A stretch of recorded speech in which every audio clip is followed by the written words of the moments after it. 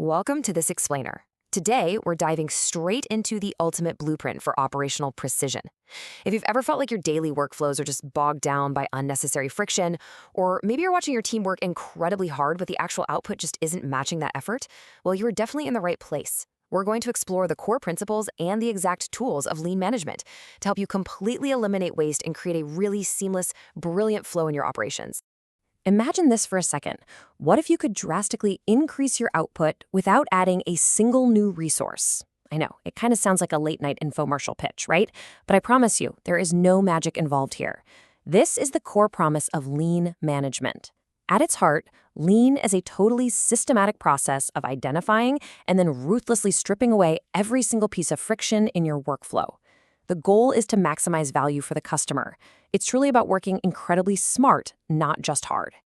Here is our roadmap for today. We'll be hitting the core lean mindset, the 5 principles of lean, spotting and eliminating waste, essential tools in action, and finally, continuous improvement and culture. All right, let's jump right into section 1, the core lean mindset. So where does this all come from? Lean management stems directly from the world-renowned Toyota production system, and it's anchored by 2 absolute foundational concepts. First up is jidoka, which translates to automation with a human touch. Basically, if a problem occurs or a defect is detected on the line, the equipment or the process stops immediately. You never, ever pass bad work down the line. The second big concept is just-in-time. This means you produce only what the next step in the process needs, exactly when it needs it in a continuous flow. No hoarding materials, no massive stockpiles, and absolutely no overproducing. Moving right along to section 2, the 5 principles of lean. To actually take that mindset and turn it into reality, researchers James Womack and Daniel Jones laid out a really clear 5-step blueprint. First, you have to specify value strictly from the customer's perspective. Seriously, what are they actually paying you for? Second, identify the value stream. This means mapping out every single linked action from raw material all the way to the finished product, just to spot exactly where the waste is hiding out. Third, once you eliminate that waste, make the remaining value-creating steps flow continuously, with 0 buffers. Fourth, let the customer pull value. This is huge.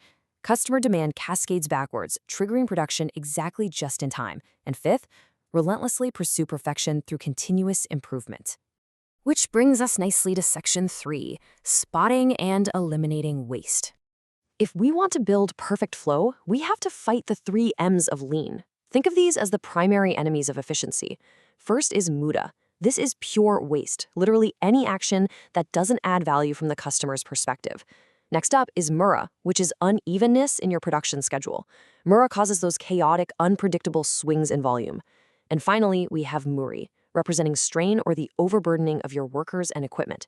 Now, a lot of people aggressively target muda, but the reality is you can only truly eliminate waste if you also smooth out the unevenness of mura and relieve the strain of muri. It's the whole package. Now, a super powerful tool for spotting this waste in the wild is the bottleneck analysis.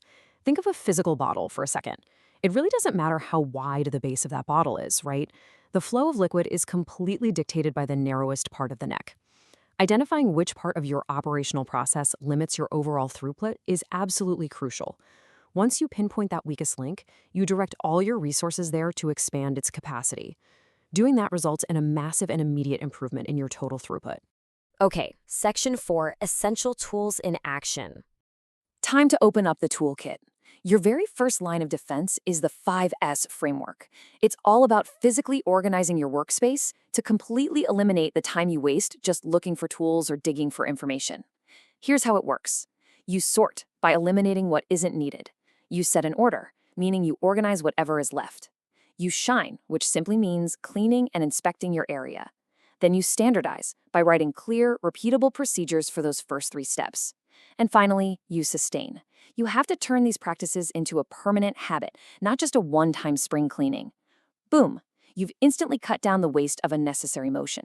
Going back to that core concept of jidoka we discussed earlier, the automation with a human touch, here is the actual tool that makes it happen, the and-on system. When a problem occurs on the plant floor, the and-on system flashes like a highly visible traffic light. Green means conditions are normal. Yellow means, hey, a problem has been detected. Red means production has officially been stopped. This tool is amazing because it empowers operators to instantly pull the cord, pause production, and flag an issue before defective products can slide down the line and multiply your costs. To actually pull off just-in-time production and prevent crushing inventory costs, Lean uses the Kanban 3-bin system. It's essentially a visual signal card system that regulates the flow of goods, both internally and with your outside suppliers. It dictates exactly when you need to pull more materials based on actual real-time consumption. This absolutely eliminates physical inventory waste. You're never holding more than you need. But we also want to prevent errors from ever entering the flow in the first place. We do this by deploying a tool called Poka-yoke, which simply means error-proofing.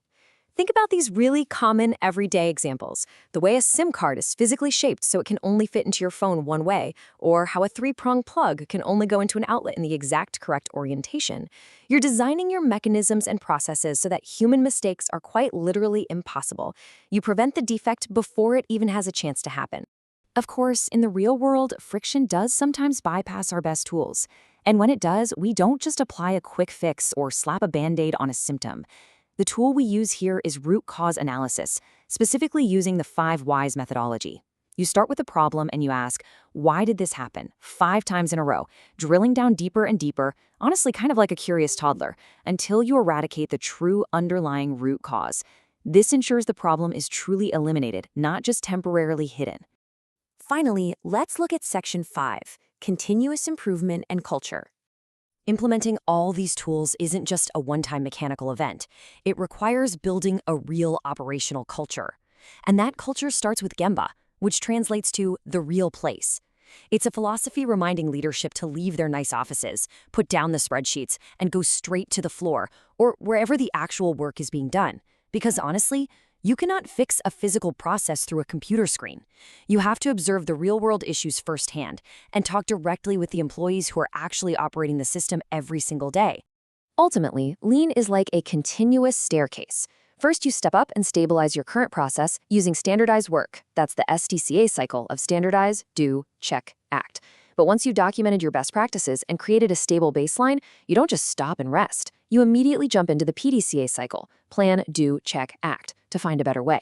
This ongoing, never-ending journey, that is Kaizen, the Japanese term for collective, incremental, and endless improvement. Lean management is, at the end of the day, about continuous action. It's about refusing to accept the status quo. We've mapped out the mindset, opened up the toolkit with things like Kanban and 5S, and seen how to strip away the waste. So I want to leave you with this final provocative thought to take into your day.